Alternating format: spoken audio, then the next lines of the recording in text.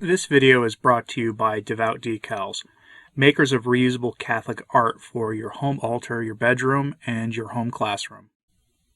This week's Sunday reflection is from one of my old favorites, Hilaire Belloc. Many of you have asked where I get the image I usually talk from behind, either completely in my old format videos or and completely on weekends mostly, or during them now sort of the main parts of my videos, and it's a stylized picture of Hilaire Belloc. He deeply influenced my thinking years ago on a lot of subjects, and he was a very serious writer, but he often wrote some fairly unserious things too.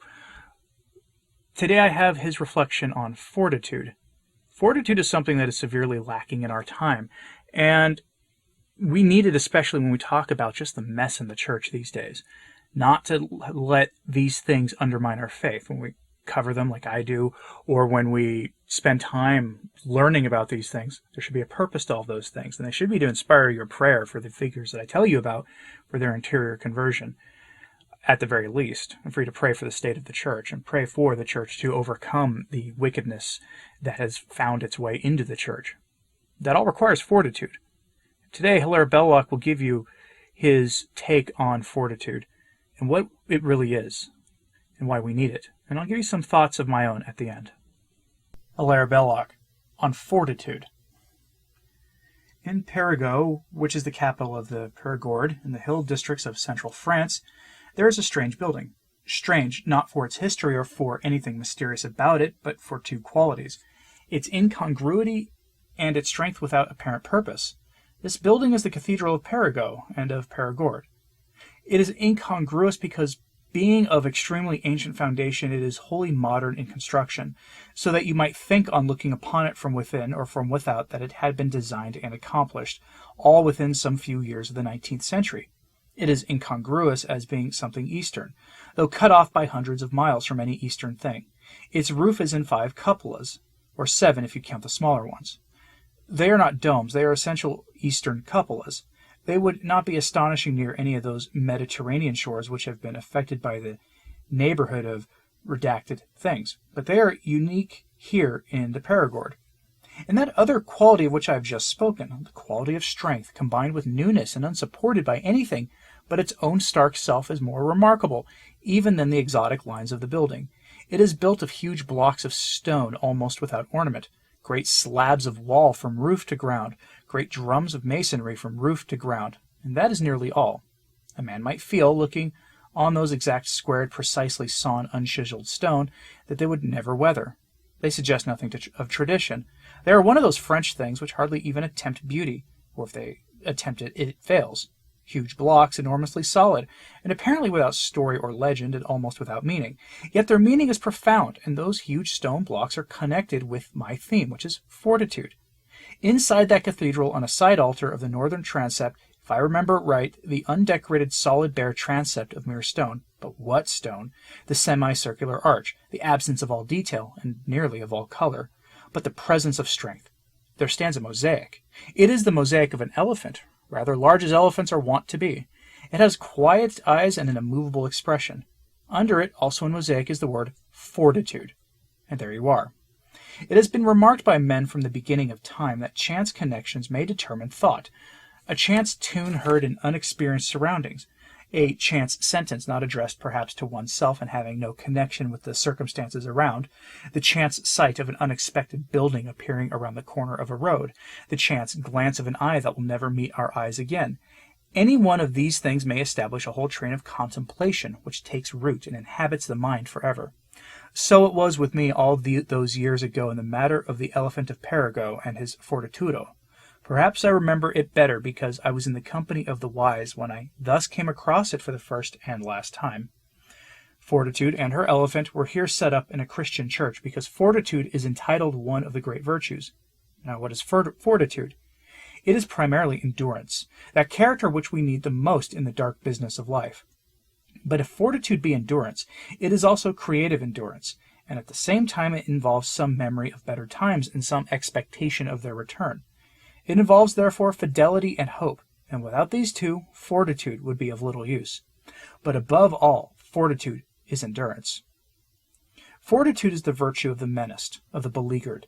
It is the virtue of them that man the wall, or that are called upon to last out. This thing, fortitude, is the converse to and the opposite of aggressive, flamboyant courage. Yet it is the greater of the two, though often it lacks action. Fortitude wears armor and holds a sword, but it stands ready rather than thrusts forward. It demands no supplement. It is nourished, not from without, but from within. It is replenished of its own substance. Fortitude does not envisage new things. Rather does it tenaciously preserve things known and tried. It builds, but builds unwittingly, not following an inspired plan nor a mere vision, but of necessity, and from stone to stone of daily conservative achievement. Sometimes fortitude will earn fame, but not often. Always, however, it will earn reward. For even with the defensive fails at the end, if it has been of an efficient sort, it makes an air and a name surrounding and enshrining itself. So have the great sieges of history done. So will our time of trial today, if we use it aright. There was a time in the long story of Christendom, which is also Europe, when fortitude was everywhere, and it was known everywhere to be supreme. That time was the 9th to the 10th century, from the death of Charlemagne to the awakening which began with Cluny, continued through the annealed, architectural, legislative, Normans in the south as in the north, and rose in the flame of the Reconquista and the enormous march of the Crusades. Between that darkening and that sunrise lay the night of Europe, wherein we nearly perished. Then indeed were we under siege, from the murderous pirates of the northern seas, from anarchy within the failure of law, from the eastern hordes riding to the Lech and their disastrous battle, even reaching the Saône for one moment at Tournus. The redacted, our superior in seamanship and arms, had mastered all the Levant and Africa. In all the temper of that time was threat and the imminence of disaster. Destruction seemed native to it and the heir to defeat. Invincible opponents, desperate resistance against odds, filled all that was left of our inheritance. There was no respite, no long truce, no relief, only continual battle. There was no support at all, save in ourselves, not even any final confidence, and of prophecy hardly any, save prophecy of evil, and of the end. Yet we rallied and were conquered. We baptized the pirates when we had tamed them. We recovered Spain. We marched 2,000 miles until we had stormed Jerusalem. We re-established universities. We set up triumphantly the Gothic of the Pointed Arch.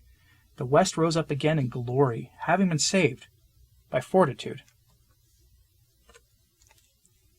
Fortitude is something we need in our time. I think that should be obvious to everyone, even if you don't share Hilaire Belloc's views on economics and political arrangements and some of his views on history. Fortitude is so clearly and obviously lacking in our time. I mean, in your own life, do you go to confession continuously for the same 3 or 4 things? Probably. Statistically, you probably do. Why? Because according to the confessors, most priests will tell you, most people struggle with personally 1 to 3 things. It varies from person to person, not insinuating anything in particular about people, but most people have 1, 2, or 3 sins that they continually struggle with their whole lives. And the key, of course, to overcoming them is fortitude. And the one thing Belloc doesn't really mention in that essay is where fortitude comes from. Where fortitude comes from in our lives is looking upon the sacrifice of the altar, recognizing the real presence of our blessed Lord, staying close to the sacraments, going to confession, receiving frequently the Eucharist if we are able, having a prayer life, strong ties to Catholic devotions, the brown scapular, which is central to the Fatima message, and I'm going to make a video on that in the near future, believe me, and in general, praying the rosary and other things, developing that strong prayer life and that strong sacrificial life, living our life united to the cross. That is where fortitude comes from. It's food for thought, I think. What did you think of this essay? Let me know in the comments, please. And like and subscribe if you haven't, it really does help. As always, pray for the Church. I'm Anthony Stine. Ave Maria.